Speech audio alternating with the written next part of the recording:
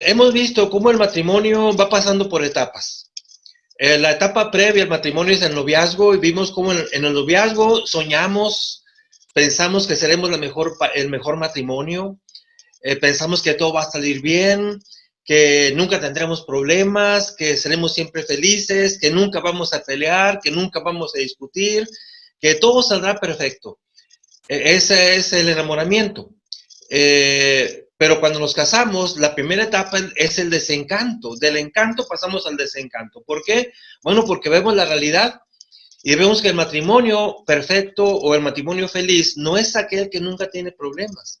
El matrimonio feliz es aquel que, a pesar de los problemas, sabe enfrentarlos y tiene la paz, la tranquilidad, la paciencia, el amor, la fe en Dios para seguir adelante. Entonces, matrimonio feliz es aquel que tiene problemas, pero que sabe cómo enfrentarlos. Entonces, vimos que las primeras 3 etapas, y que estas duran aproximadamente un año o un poquito más, es primero el desencanto. Cuando realmente nos damos cuenta con quién nos casamos, o sea, es decir, con una persona normal que es imperfecta, que se enoja, que a veces no quiere levantarse, que a veces, que es normal. Entonces, pensamos que nos equivocamos porque empezamos a ver ciertas cosas que no nos gustan, empezamos a notar cosas que no salen bien, empezamos a discutir por dinero, por cómo administramos el tiempo, empezamos a discutir por decisiones y decimos, ¿qué está pasando? Yo pensé que nunca íbamos a discutir, que seríamos un matrimonio perfecto, feliz. Bueno, entramos al desencanto. Vemos que la novia, que ahora es mi esposa, hace cosas que no me gustan. Y ahora la esposa ve que su esposo hace cosas que no le gustan y que cuando eran novios, pues no hacía. Entonces, el desencanto es normal. Podemos llegar a pensar que nos equivocamos, que queremos correr, sin embargo, hay que tener calma, es una etapa normal del matrimonio. Luego entra, hermanos, la lucha por el poder. Decimos, bueno, ¿quién decide? ¿Quién decide cómo gastamos el dinero? ¿Quién decide qué hacemos este domingo? ¿Quién decide si vamos al cine o ya no vamos al cine? ¿Quién decide si me compro algo o no me lo compro? Es decir, es la lucha por quién va a decidir. Bíblicamente hablando, pues el hombre es cabeza del hogar, pero la mujer es ayuda idónea. Y la mujer también tiene que decir ciertas cosas. Entonces, es una lucha por decir, bueno, ¿quién va a decidir qué es lo que vamos a hacer? ¿En qué vamos a gastar el dinero? ¿A dónde vamos a ir? En fin, las decisiones nos causan mucho problema. Y luego el desprendimiento. Se juntan estas 3 etapas. El desprendimiento. Desprendimiento consiste, hermanos, que el matrimonio que empieza necesita estar aparte, que necesitamos desprendernos de nuestras familias de origen. La Biblia es muy clara, dice, por lo tanto, dejará el hombre a su padre y a su madre y se unirá a su mujer. Eso se llama desprendimiento. Y ayer mirábamos que el desprendimiento pues, implica varias cosas. Desprendimiento físico. Incluso a veces no es bueno vivir con los suegros, ya sea de él o de ella. Desprendimiento económico. Los padres a veces tenemos que ayudar a nuestros hijos cuando ya se casaron, pero también debemos de ver hasta dónde vamos a ayudarlos, porque ellos deben de desprenderse. Entonces, físico, económico, emocional, ellos deben aprender a tomar sus propias decisiones, ya no como los papás quieren. Ellos ya inician un matrimonio. Entonces, esto causa mucho problema. Y es lo normal, hermanos. Por eso dicen que la etapa más difícil del matrimonio es cuando uno comienza. Y es cierto porque se dan estas 3 etapas. Entonces, el desprendimiento, tengo que desprenderme de mi papá y de mi mamá, también la esposa, la lucha por el poder, yo tengo que aprender a decidir y compartir con mi esposa ciertas decisiones, y mi esposa debe aprender a tomar ciertas decisiones que ella también debe tomar. Eh, eh, el desencanto, ¿verdad? El darnos cuenta que, pues, las cosas no son como soñamos, ¿verdad? Soñamos que iba a llegar del trabajar y que mi esposa iba a tener la comida bien hecha. Pues eso soñamos cuando éramos novios. La realidad es que yo iba a trabajar y a veces mi esposa no hizo la comida. O cosas que son incluso más fuertes. Bueno, para terminar, yo les decía que en algunos matrimonios estas 3 etapas no son tan duras porque el desencanto no es muy fuerte, porque la lucha por el poder pues no es muy fuerte porque saben platicar y porque pueden desprenderse de papá y mamá. Pero hay otros matrimonios, hermanos, donde estas etapas son muy difíciles, dificilísimas, porque el desencanto es muy fuerte. A veces ella descubre cosas del esposo que jamás se imaginó. Porque de novio realmente nunca lo conoces hasta cuando te casas. O a veces el esposo descubre cosas en la esposa que él no se imaginaba. A veces cosas muy íntimas, ¿verdad? Que de novios pues, no se pueden platicar hasta cuando ya son casados. Entonces a veces el desencanto es muy fuerte. A veces descubres, por ejemplo, que él o ella, el apego a sus padres es demasiado y que no puede desprenderse, que para todo quiere estarlos tomando en cuenta. Y dices tú, oye, pero ya eres mi esposa, o ya somos esposos. Está bien pedir opinión de nuestros padres, pero ya no tanto. Pero a veces hay quien no puede desprenderse, hermanos. Entonces, hay lazos invisibles que son muy difíciles de romper. Bueno, pero también decíamos, ¿cómo se enfrenta a esto, hermanos? Con la negociación. Hay que aprender a platicar, eso lo miramos ayer, cómo saber escuchar, pero también hablamos de que somos cristianos. Dice Pablo allá en Efesios, debemos comportarnos como lo que somos. Dice, yo, Pablo, preso en el Señor, os ruego que os comportéis como es digno. O sea, el cristiano se porta como cristiano. Y como decíamos, ahí no está hablando del matrimonio en Efesios 4, pero se aplica a toda nuestra vida espiritual y se aplica al matrimonio. Dice Pablo, tenemos que comportarnos con humildad, con mansedumbre, con paciencia y con amor. Así es que estas tres etapas, las primeras, se pueden sobrellevar, hermanos, las podemos cerrar bien cuando aprendemos a platicar, a negociar, pero con humildad, como cristianos que somos, con mansedumbre, con paciencia y con amor. Bueno, fue lo que vimos ayer, ¿verdad? Fue un breve repaso. ¿Qué vamos a ver ahora, hermanos? El matrimonio con hijos. Decíamos ayer, estas primeras etapas nos deben llevar más o menos un año o un poquito más. Si yo ya tengo, hermanos, 10 años de casado y todavía estoy sufriendo el desencanto en mi matrimonio, algo ya está mal. Si yo tengo 10 años de casado, por decir algo, y todavía no me puedo desprender de mi papá y de mi mamá, o mi esposa no se puede desprender de ellos, algo está mal, hermanos. O si yo ya tengo 10 años de casado y todavía la lucha por el poder, las discusiones, aún no las solucionamos, algo está atorado, hermanos. Uno de los dos no está actuando como cristiano, o los dos a lo mejor no están actuando como cristianos. Bueno, cuando pues, hermanos, aprendemos a platicar, a dialogar, a ser pacientes, a ser humildes, mansos, pacientes, amorosos en el matrimonio, esas etapas se van superando. Ayer también decíamos, hermanos, lo repito, estas primeras etapas son muy importantes porque lo que aquí aprendemos nos va a acompañar el resto de nuestra vida matrimonial.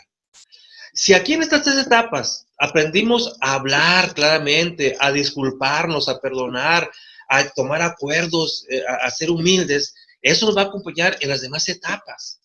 Pero si en estas etapas primeras aprendí a gritar y aquí quemando yo y no me interesas tú, o aprendí a llorar y llorando pues lo soluciono todo, o aprendí a callarme y me callo y no hablo, entonces, y así sobresalimos esas etapas mal, porque otra vez aprendí a gritar, a pelear, a callarme, a no hablar. Entonces eso me va a marcar las demás etapas, hermanos. Y eso se nos va a complicar porque vienen los hijos. Entonces, hermanos, el tema de hoy es el matrimonio con hijos. Entramos a la otra etapa, cuando llegan los hijos, hermanos. Ahora, esto se nos complica, hermanos. Fíjense, hay muchos matrimonios que se nos complica mucho porque estamos todavía peleando por el desencanto. Estamos todavía peleando por la lucha por el poder, estamos peleando por el desprendimiento, y luego llegan los hijos, entonces se nos complica un poquito esto. Pero otra vez, todo se puede superar cuando actuamos como lo que somos, cristianos, con humildad, mansedumbre, paciencia y amor, y sujetándonos a la voluntad del Señor, ¿verdad?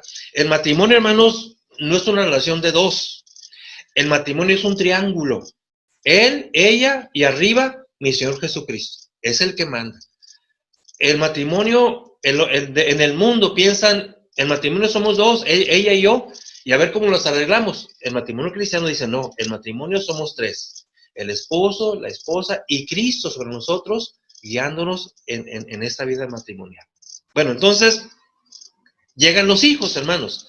Y hermanos, pues los hijos llegan y no cabe duda que son un motivo de alegría, de gozo, de felicidad, pero también, hermanos, los hijos son un reto y ponen a prueba nuestro carácter también. Dice la Biblia, allá en el Antiguo Testamento, la herencia de Jehová son los hijos. Dice, cosa de gran estima es el fruto del vientre. O sea, Salmo número 127, verso 3. La Biblia nos dice que los hijos, hermanos, son una herencia de Dios y son de gran estima. Dice ahí mismo en el siguiente salmo, dice, tus hijos, dice, como plantas de olivo alrededor de tu mesa. Así se ha bendecido el hombre que teme a Jehová. O sea, son figuras antiguas. Dice, los hijos son como una planta de olivo que está alrededor de tu mesa. Y el olivo, pues, da aceitunas. Y la aceituna era básica para sacar el aceite de oliva, que era básico para la comida. Entonces dice Dios aquí, los hijos son bendición. Y eso, hermanos, pues no cabe duda. Los hijos son una bendición. Pero, hermanos, tenemos que decirlo. Los hijos también son un reto. Y si estábamos apenas saliendo del problema, hermanos, estamos aprendiendo a negociar, a contentarnos, de pronto llega el primer hijo, hermanos, y ¿saben qué, hermanos? Viene otra vez a ponernos a prueba. Y probablemente venga otra vez a desestabilizar un poquito el matrimonio, pero otra vez tenemos que enfrentarlo con amor, con paciencia, con misericordia. Pasamos ya las 3 etapas y entramos a los hijos. Y otra vez que quede claro, los hijos son bendición, pero también son una prueba del amor que debe haber entre el esposo y la esposa, para que juntos, con amor, con paciencia, con humildad, ahora podemos enfrentar la siguiente etapa. Ya tenemos un hijo o una hija, y eso implica, pues, una gran responsabilidad. Quiero dividir este matrimonio con hijos en 2 grandes etapas, aunque, os voy a repetir, este tema da para más, pero yo, por cuestión del tiempo, voy a dividirlo así para poder alcanzar a decirles todo lo que les quiero decir. Primero, hermanos, matrimonio cuando los hijos están pequeños. Cuando nuestros hijos están pequeños, hermanos, les voy a decir una cosa, son grandes devoradores. Nuestros hijos pequeños devoran dinero, porque nos hacen gastar mucho dinero, y uno no pensaba eso. De novios, vamos a tener 4 hijos, ¿no? Ahora que estamos casados, 4, no, mi amor, sabes que no más 1, porque gastamos mucho dinero, es mucho dinero. Los niños, nuestros hijos pequeños son grandes devoradores de dinero, grandes devoradores de tiempo, hermanos. Nuestros hijos piden mucho tiempo, por eso los van a desestabilizar.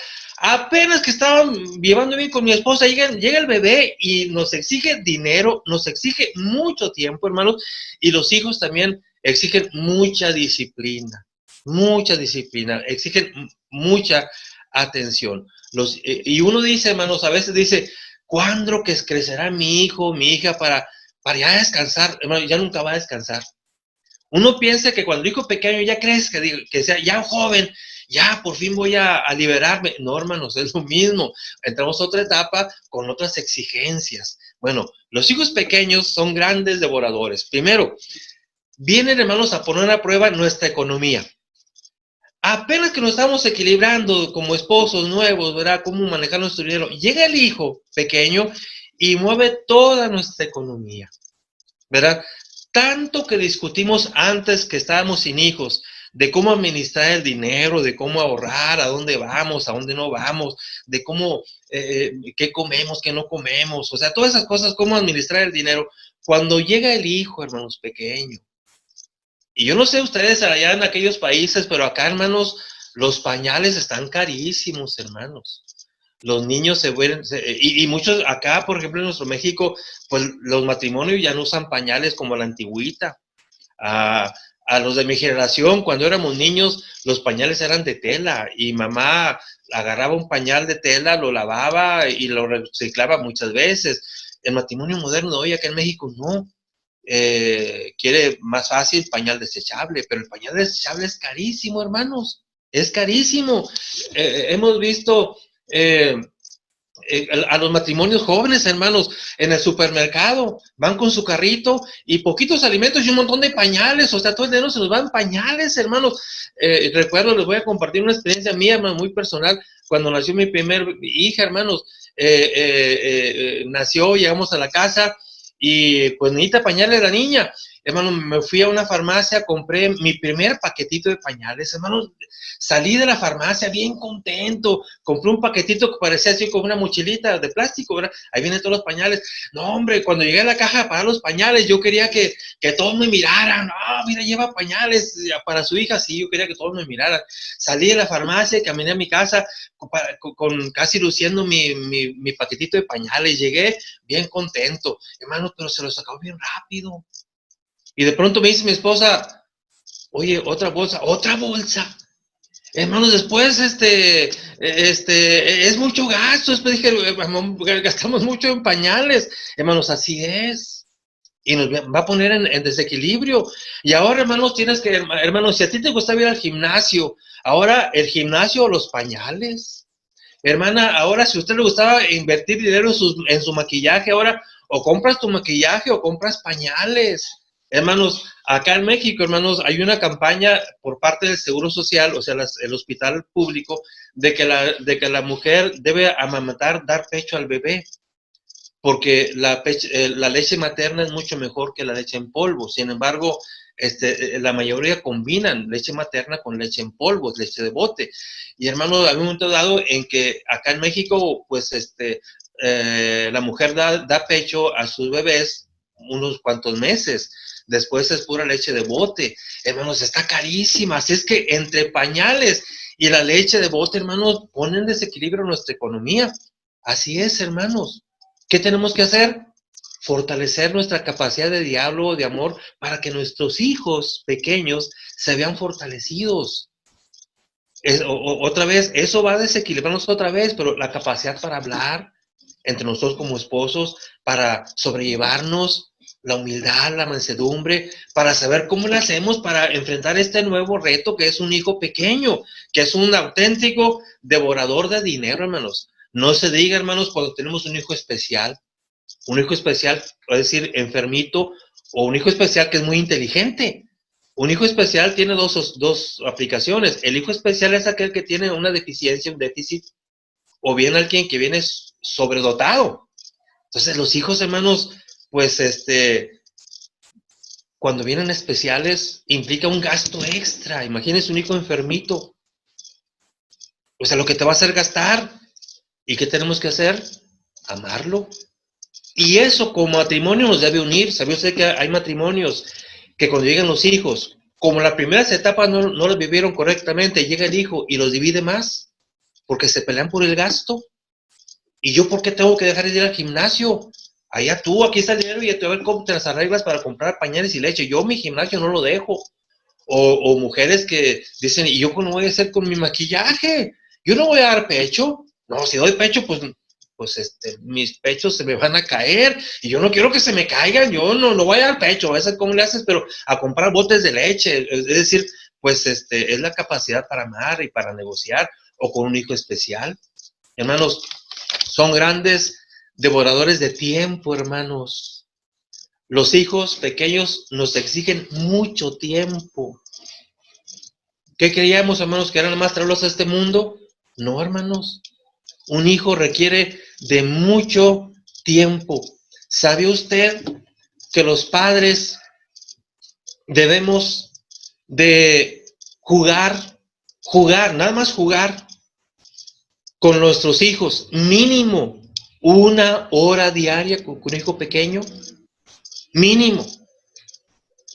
1 hora papá y 1 hora mamá. Ahora, si se pueden juntar los dos en la misma hora, mejor. Pero mínimo debes jugar 1 hora diaria con tu hijo pequeño. Jugar con él. Papá, agarrar un balón. Mínimo 1 hora jugar con tu niño. 1 hora diaria.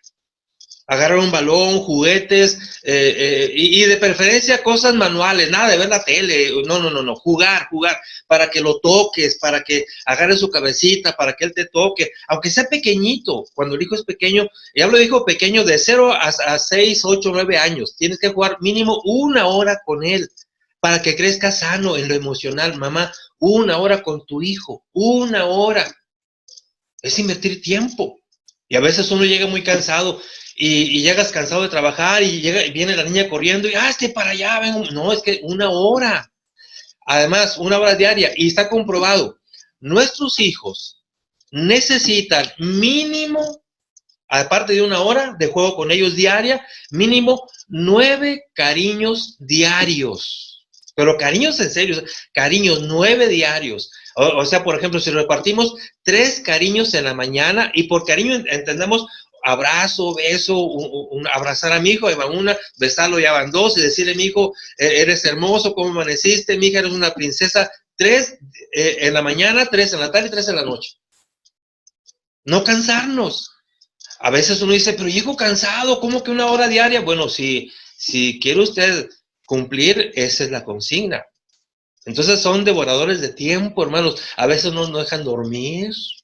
Ya, y uno cansado quiere acostarse ya para dormir. Y el bebito que quiere jugar con nosotros. ¿Qué vamos a hacer? Jugar. ¿Y qué va a decir? ¿Y nuestra relación con esposos? Pues espérate, mi amor, tenemos que jugar con el niño. Son grandes devoradores de tiempo. Nos exigen mucho. Olvídese, hermano, cuando el hijo es pequeño, si como esposos o novios acostumbramos a ir al cine alguna vez, yo no sé si para allá se permite ir al cine, ¿verdad? Para acá en México, pues los cristianos sí pueden ir al cine, ¿verdad? Perdón si estoy diciendo cosas que para allá no se valen, ¿verdad? Pero, por ejemplo, acá en México, pues el esposo y la esposa pueden ir al cine. Con hijos pequeños, olvídese, ya no hay cine. Porque a veces nos hacen salir, estamos en plena película, sálgase porque ya empezó a llorar el niño y salte porque te empiezan a callar todos en el cine. Si tú acostumbrabas a ir a comer con tu esposa a un restaurante, a un lugarcito, una fonda, donde sea, pues ya ni eso puedes, porque el niño empieza a llorar y vámonos, ahí dejamos la comida o démosla para llevar. Se acabaron las salidas, hermanos, en la misma iglesia. ¿Cuántas veces te hacen salirte de la reunión? Porque el hijo exige, el hijo pequeño exige. Tenemos que irlos enseñando, sí, pero pues así es. Exigen dinero, exigen tiempo. Y interrumpen, hermanos, lo tercer punto, no únicamente alteran el tiempo, el dinero, alteran nuestra relación entre esposos, hermanos. También la alteran. Ya no es lo mismo. Se requiere invertir en ellos tiempo, dinero, regalos, atención, y eso altera incluso nuestra intimidad. Va a cambiar nuestra intimidad. Y tenemos que aprender a hablar con nuestra esposa o con el esposo y decirle, ¿sabes qué? Tenemos que negociar, ¿cómo le hacemos? Hasta nuestra intimidad va a cambiar porque aquí está el niño y exige mucho tiempo. Yo entiendo que llego y tú estás muy cansada y quieres descansar, pues yo cuido al niño mientras tú te duermes y luego yo me duermo y tú lo cuidas. O es decir, hasta nuestra intimidad también va a afectar. ¿Sabe usted, hermano, que cuando no estamos preparados para eso, por ejemplo, si es niña la bebé, hay mujeres que se sienten celosas con la niña y le reclaman al esposo? Es que tú cambiaste conmigo, es que ya no me abrazas como antes, es que ya no me das tiempo como antes, desde que llegó la niña ya cambió. Bueno, es que tenemos que entenderlo y tenemos que hablar de eso. No es posible que una mamá se ponga celosa de la niña. Y ¿sabía usted también que hay esposos, varones, que se ponen celosos con el niño? Sí, desde que tenemos a este niño llegó este bebé y ya no me atiendes, ya no me das de comer, en la intimidad ya no me haces caso por estar con el niño. Pero es que tenemos que entender. Y se pone celoso de su propio hijo cuando es pequeño. Entonces, eso habla de que tenemos que hablar y comunicarnos, y otra vez, humildad, mansedumbre, paciencia, soportarnos unos a otros y hablar de cómo esto viene a cambiar nuestro matrimonio. Así es que el matrimonio con hijos pequeños, hermanos, no es cualquier cosa. Es algo muy, muy importante. Y otra vez, la felicidad no es ausencia de problemas. La felicidad es cómo los problemas nos ayudan a ser mejores y nos ayudan a crecer. Cuando los hijos son pequeños, hermanos, tenemos un gran reto. Miren, les voy a dar una tablita muy pequeñita, pero que debe ser muy ilustrativa, hermanos. Los hijos pequeños pasan por un proceso hasta llegar a la adolescencia. Y la primera etapa es de 0 a 6 años. La primera etapa de nuestro bebé es de 0 a 6 años de edad.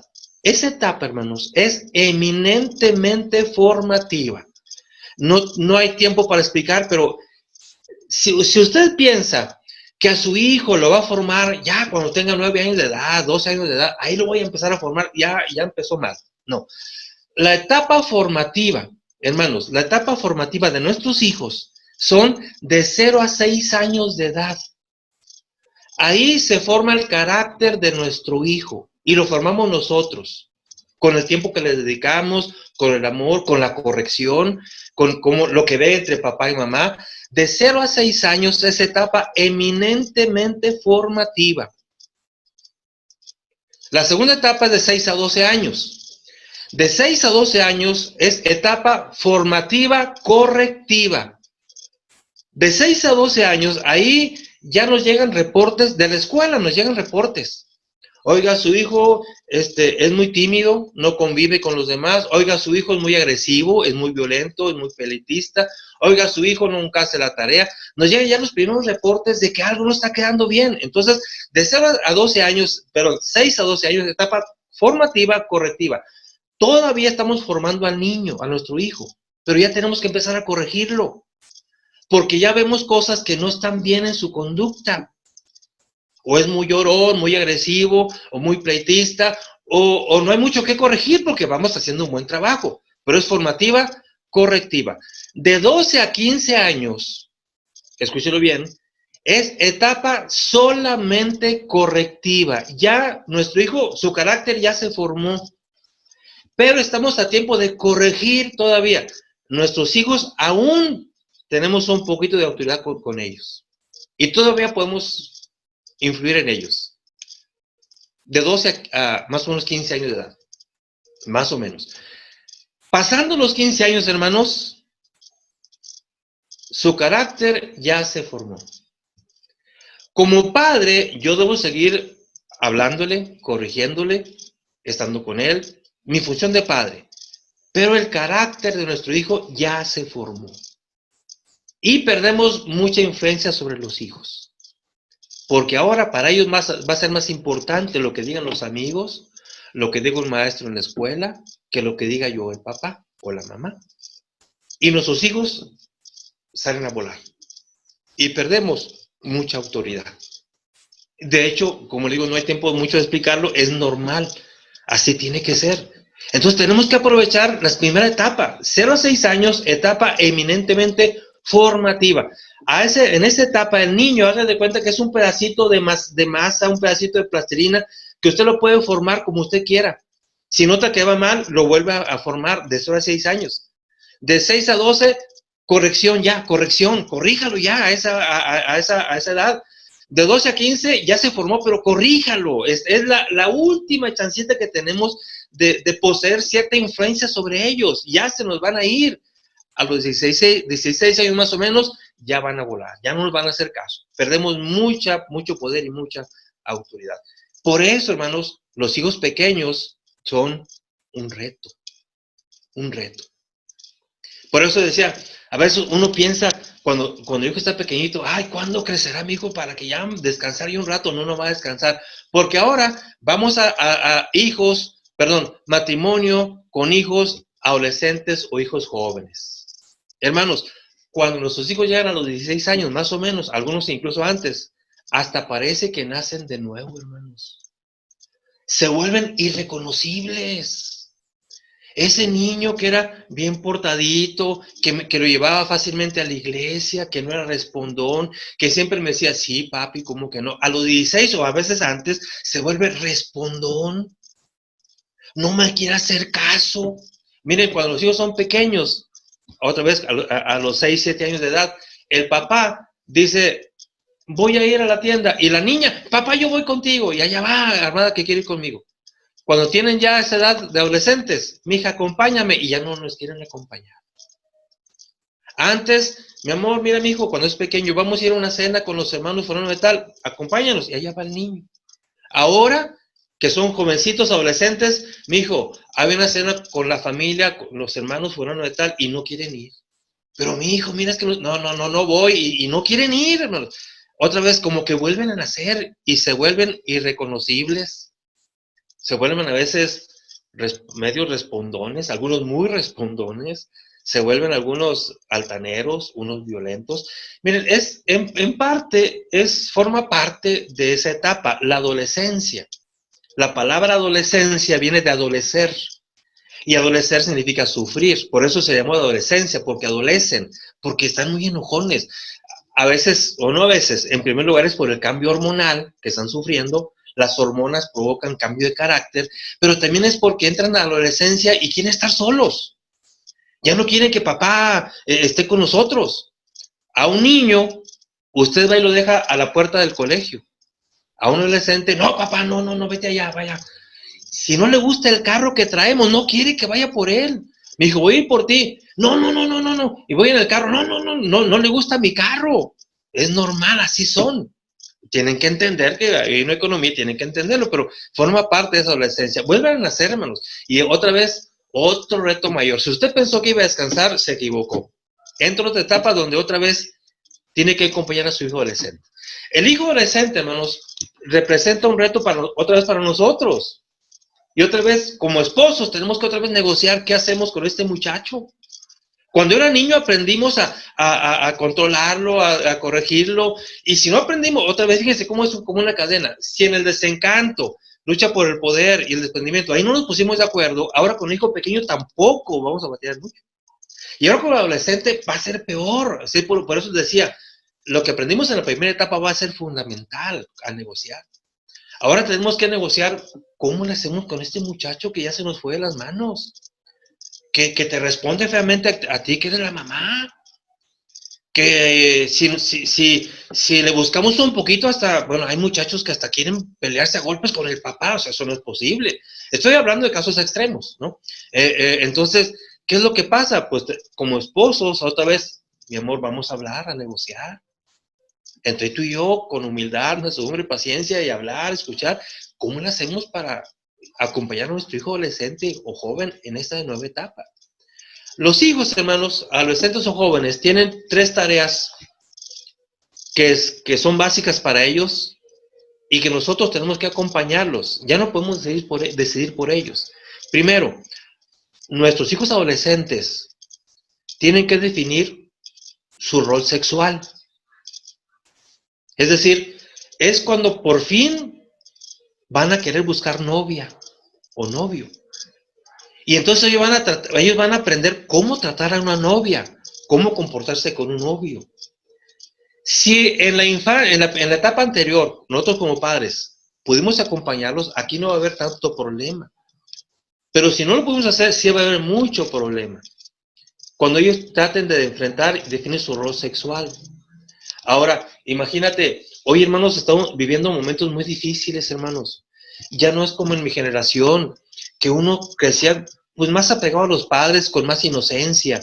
Y uno entraba a esta etapa, pues igual, muy rebelde, pero pues uno buscaba la manera de buscar novia. Ahora, hermanos, la juventud está tan desequilibrada que no se sorprenda, que nos den problemas que uno nunca esperaba. ¿Qué tal si uno de sus hijos sucede que viene muy confuso en su rol sexual? Ahí se va a notar. ¿Qué tal si su hijo viene con una confusión tremenda y dice, papá, no se lo va a decir, pero usted se da cuenta, oye, ¿te das cuenta con nuestro hijo? Como que no quiere a las mujeres. ¿No has notado que tiene cierta preferencia hacia los hombres? ¿Qué vamos a hacer con él? Como matrimonio tenemos que hablar y bueno, ¿qué haremos con nuestro hijo? ¿Cómo acompañarlo y cómo orientar a nuestro hijo en este reto que él tiene? Su definición sexual. El segundo, tiene que definir su rol laboral. Él tiene que descubrir qué va a estudiar nuestro hijo. Y si no va a estudiar, ¿en qué va a trabajar? Y es un reto menos que a los papás nos da mucho dolor de cabeza. Cuando los padres tienen una oportunidad de dar una carrera a su hijo, hermanos, y ven que el hijo no tiene ni idea de lo que quiere estudiar, entonces, ¿cómo le vamos a hacer?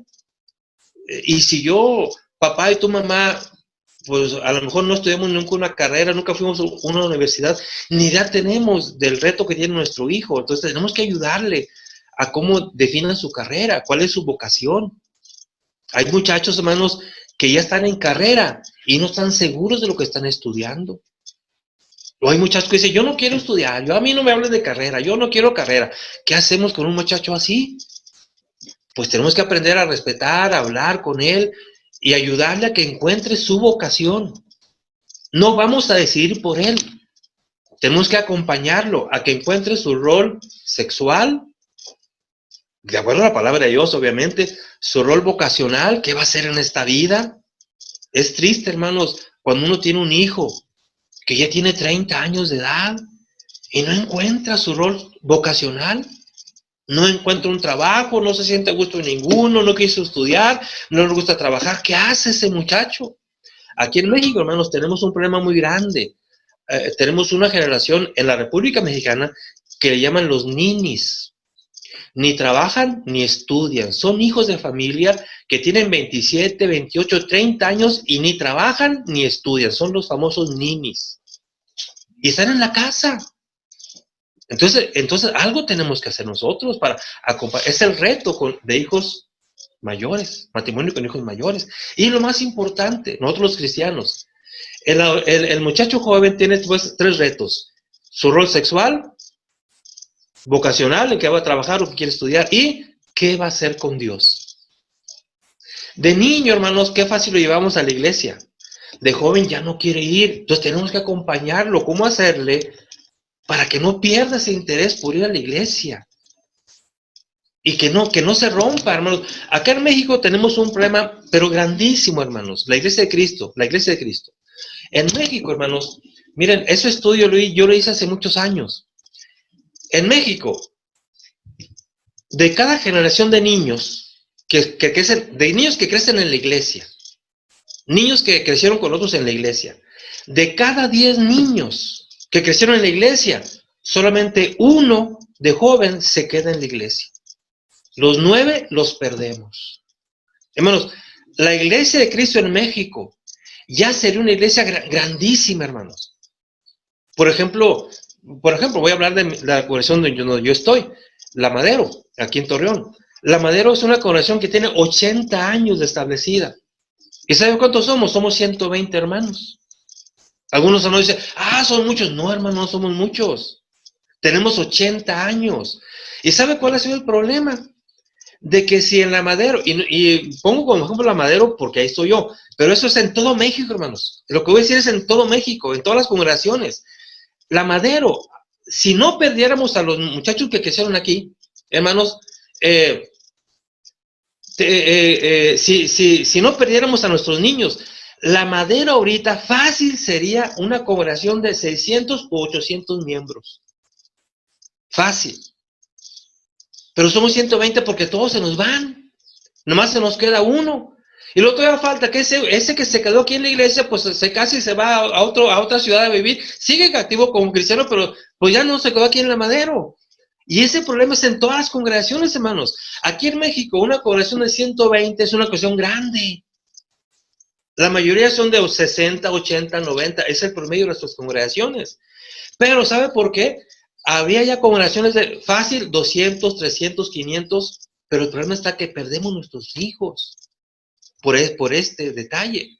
Entonces, ¿por qué? Porque otra vez, lo normal es que el hijo tenga que resolver esos 3 retos. ¿Cuál va a ser su rol sexual? Su rol vocacional, ¿y qué va a hacer con Dios? Y ese es el reto, hermanos, que nosotros tenemos que enfrentar. Entonces, pues, hermanos, tenemos que, como matrimonio, estar de acuerdo, hermanos. Y eso lo aprendimos en las primeras etapas, hablar, comunicarnos, ponernos de acuerdo, ser mansos, humildes, para poder funcionar ahora ante estos hijos que ya son grandes. Hermanos, nuestros hijos nos van a poder causar situaciones que uno no se esperaba. Cuando los hijos son pequeños, uno sueña con que van a estar en la iglesia, con que van a ser hijos cerca de Dios. Y a veces, hermanos, cuando son jóvenes, nos dan problemas que uno nunca imaginó. Entonces, como esposos, tenemos que estar juntos, hermanos. Cuando nuestros hijos entran en la juventud, para poder guiarlos en lo que sea posible y ser un ejemplo también para ellos. Jacob, hermanos, el patriarca, él era un gran personaje, descendiente de Abraham, heredero de la promesa de Dios. Cuando Jacob tuvo sus hijos y sus hijos eran pequeños, él nunca imaginó lo que le esperaba. Jacob era pastor de ovejas, cuidador de ovejas. Tuvo los 12 muchachos con sus 4 esposas. Y usted sabe la historia. Vivía con su tío Labán. Allá tiene toda su familia. Su tío ya saben qué fue lo que le hizo, lo manipuló y al final acaba con 4 mujeres y tiene 12 hijos y Dina, la muchachita. Cuando los hijos eran pequeños, yo me imagino a Jacob soñando cuando sus hijos fueran grandes, cómo le ayudarían a trabajar, cómo heredarían la promesa del pueblo de Dios, de ser un pueblo grande, la promesa de Dios a Abraham. Me imagino a Jacob llegando a su casa después de un día de trabajo, contento con sus esposas o con la esposa, y dice, mira, mis hijos pequeños ya aprendieron mucho ahí en el campo.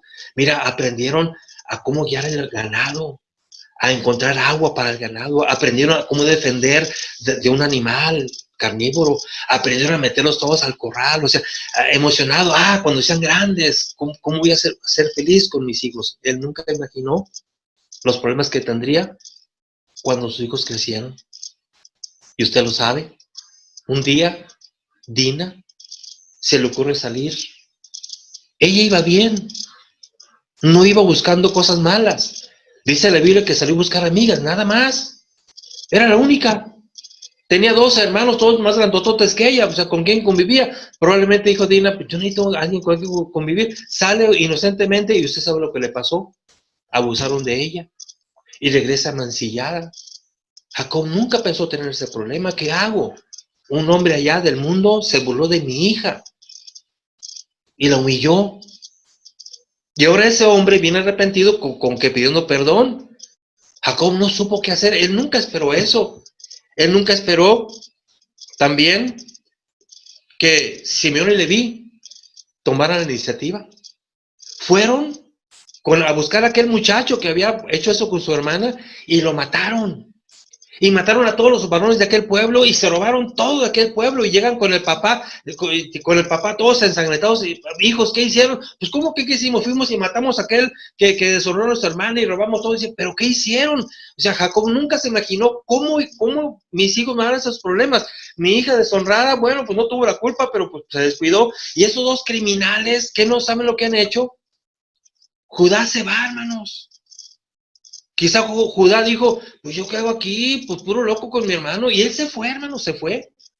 Han leído la historia de Judá y Tamar. Esa fue cuando él estaba fuera de su casa. Él no quiso vivir con sus papás. Cuando un hijo ya no quiere vivir con nosotros, que dice nuestro hijo, yo me voy. Hijo, ¿a dónde te vas? Pues me quiero ir. Nunca imaginamos que un hijo nuestro nos pueda decir eso. Judá se fue.